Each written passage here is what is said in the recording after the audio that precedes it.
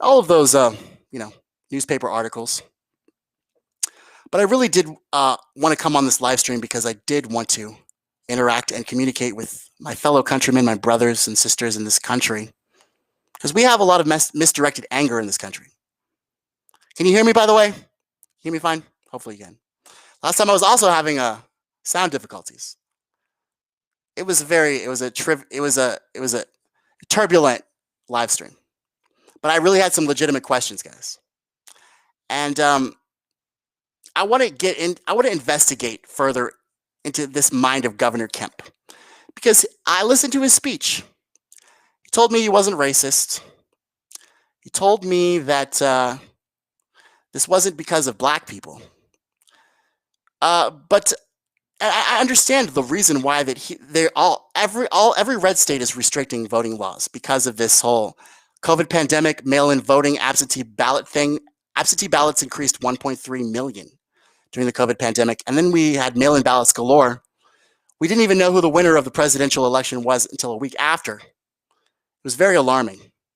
And then, even more of an irregularity, we had a Democratic nominee who won Georgia for the first time in years. It hasn't been before. It hasn't been for a while. And even more of an irregularity, we had Brad Raffensperger, and he had that conversation with Donald Trump about finding 11,870 votes. And there were a whole bunch of irregularities with Dominion.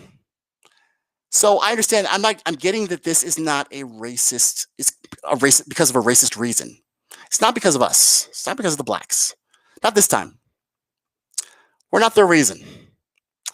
The reason is because you guys are slowly losing your constituency. Why? Well, Republicans, just like Democrats, except Democrats pretend that they care about things, which keeps them in power mostly. But Republicans don't care about any policies and always run against policies. They always run against policies. I'm going to repeal Obamacare. I'm going to repeal this, Glass-Steagall. I'm going to repeal the blah, blah, blah, blah. They always want to repeal. They never want to replace, and they never want to discuss or discourse. They only want to destroy because they believe small government's the only way to run a government. But that's a catch-22 because if you run a small government, if you run a government as a small government, and you run a small government with idiots, and you run a small government full of idiots, then the government's going to fail. It's not the government's fault. It's small. It's run by idiots. Then you say government failed. Well, no, actually, a bunch of idiots failed that were running a small government and didn't have the resources. That's what happened. Now, I understand that small government in the scope of a lot of things, like our lives, our liberty, and our pursuit of happiness. But government is supposed to protect us and defend us from threats, foreign and domestic. And I believe that involves healthcare. Healthcare is a right. It is a right to life and liberty. I believe making our own decisions and choices, like legalizing marijuana and doing whatever we want to our own bodies, is our decisions. It's our pursuit of happiness. These two parties are standing in the way of that. And so I hate them both equally. So I'm not a partisan when I ask these questions, but I really want to understand if there is a person or conservative who relates to Governor Kemp when he closed-door meeting signed that voters bill. Look, this is my thing. If you believe that you are a righteous person doing the right thing with law and order, then why won't you open the door and let that black woman park Cannon in the door and let her know? Tell her, inform her, educate her. Educate her. Governor Kemp, why would you close your door and lock it and proceed to have her arrested? Why would you do that?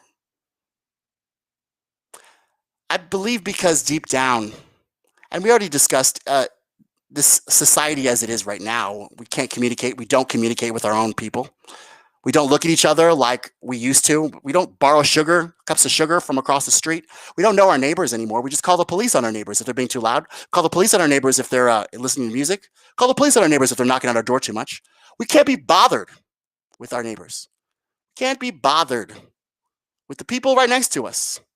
And so what happens was the people right next to us have become aliens. Everyone has become an alien. Even our neighbors have. Even our neighbors have.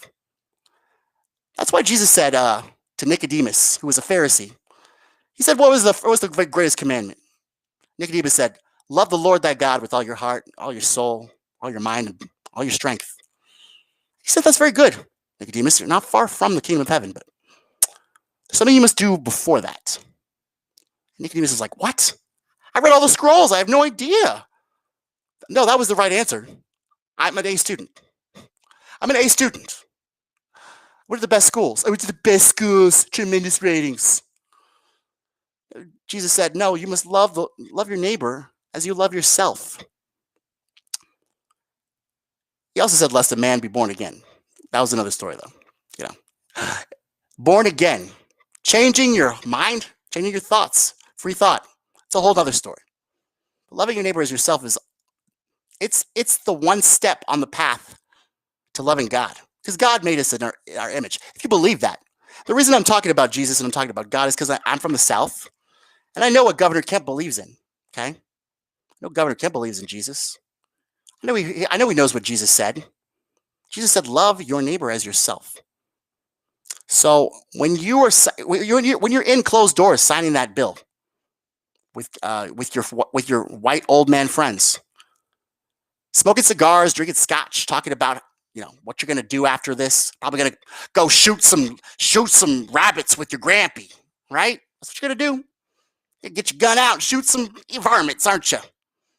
Yeah. Meanwhile, that poor old black woman is knocking profusely at your door. But maybe you're not a racist. Maybe you just don't want to be bothered by anyone. Maybe you just like the conventional wisdom and the social norms so much. But let me tell you though, your behavior, Governor Kemp, is reverberating throughout the entire country. Your can't be bothered attitude, well, it's the kind of thing that makes people not feel empathized with. It's the kind of thing people think that they don't have another way. People think they don't have another choice. People think they have little options. People think they have no one to talk to because you won't talk to them. You'll just sit in your room and you'll fucking shut your door and you'll call the cops. It makes people want to do other things. Insurrect, mass shoot. Let me tell you guys, this behavior of just ignoring our brothers and sisters and countrymen being polarized. Now, this whole gun argument is completely irrelevant to what is actually the problem. And I think that y'all all know the problem. I think we all know what the problem is really. We're just fucking bullshitting. We really think it's AR-15s that is the problem here. I don't think so, guys. I don't think so. I think you know that that's not the problem either. I think the problem is that we don't even know who our neighbor is, and therefore how can we not even love him, and therefore how can we not empathize, and therefore how can we not have a society that functions?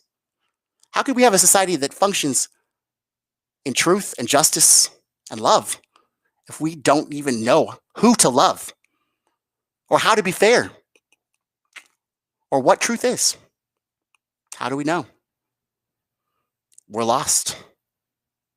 Your behavior is only an example of the reason the country is what it is today and what it will keep on becoming if we do not stand for our principles and our values and be what we were supposed to be. A shining beacon on a hill, a neighbor that loves his neighbor as himself. What is love? Love. What is love? Love is patient. Love is kind. It does not envy. It does not boast. It's not proud, not rude, not self-seeking, not easily angered. Keeps no record of wrong. Does that sound like the Republicans or the Democrats? No. Always helps. Always hopes. Always perseveres. Love never fails. So, if we had love, maybe we wouldn't be in the position we were. Maybe if we have truth, we wouldn't need voting regulations. Maybe if we had justice, we would have peace and no Black Lives Matter. All the things that you are complaining about, that you're afraid of, the reason they are manifested is simply because of your own behavior. When are we all going to realize that? I know I have. I have to realize it every day. But I'm just letting you know, that's what it is. Tommy Nation Politics.